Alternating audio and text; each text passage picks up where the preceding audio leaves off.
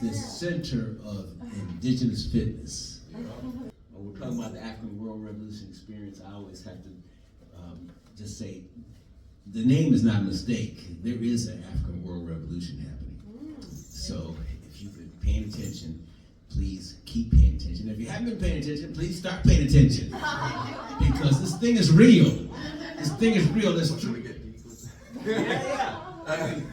three states. There's Burkina Faso, there's Mali, and there's Niger, and they've united.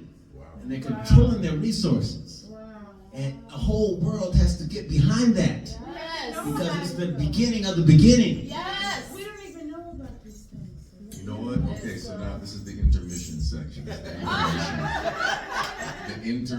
information intermission. No, but I'm going to share some serious things with you guys for a moment, okay? And I'm not going to get into the whole bit. But just to be specific about, okay, the name African World Revolution, right?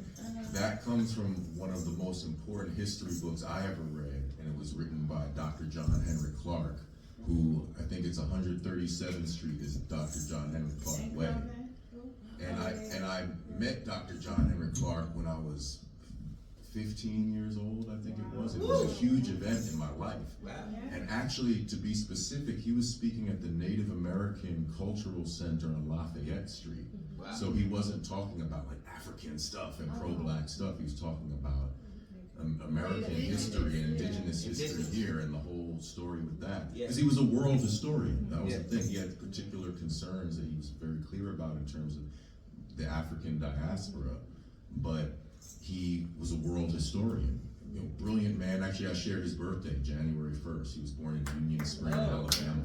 Actually, you know what's funny? I guess I know so much. I actually know the name of his, I'm not sure if it was his second, third, or fourth grade teacher, but his grade school teacher, Miss Evelina Taylor, who told him, it's better to be right, because I guess he was like, you know, hanging out with the kids who were doing some bad stuff or whatever, and the teacher took him to the side and said that, you know, she knows that he knows better than that.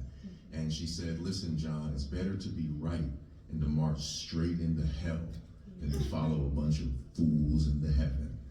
So that's the wisdom of Evelina Taylor, Dr. John Henrik Clarke, grade school teacher.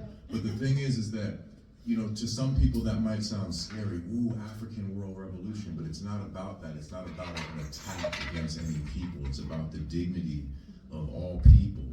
And the human race started in Africa as far as we know.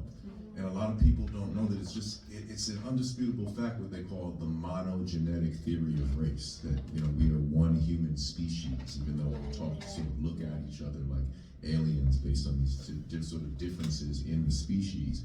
And I just think it's very important that, you know, at the term indigenous, we return to, if you will, the indigenous consciousness. And a lot of that is rooted in Africa. So it's not an attack against any other group. It's not meant to be some sort of militant declaration as you might interpret it to be just on the title. It's about dignity, it's about our communities, it's about nations that, you know, that we could dream about, basically, because right now there's so many things going on that are absolutely insane that we couldn't even get started on that list. But, you know, that's what we're doing here. We're trying to create a community cipher, and we came out today on this snowy day just to show our dedication to that. You know, I took my amplifier, I live not too far from here, I took my amplifier 5 blocks. It's a big heavy amp, but it has wheels, so my wife was home with the kids. I wasn't gonna say, okay, get in the car and get the kids in the car so I could stuff the amp in the front seat. I said, you know what, it has wheels, I'll wheel it there the day in advance. Got my bass on my back, brought a few less effects pedals that I like to play around with. And this head, it's called the heads, is the head and then there's the cabinet. So I brought the head and everything else today. But I just wanted to show dedication to what we're building here with the 528 Jam at Rockmill. So just wanted to say that. And I agree. I agree. You want to do one more jam? Yeah, you whatever you want to do. You listen, I just want to say is that we also wanted to show commitment too with building what's happening here, because this whole concept of indigenous fitness, and that we come in here with healing, indigenous healing in the music, you know, it's really, this is not a mainstream, we're not ready to go to any big theaters, any big clubs and find this.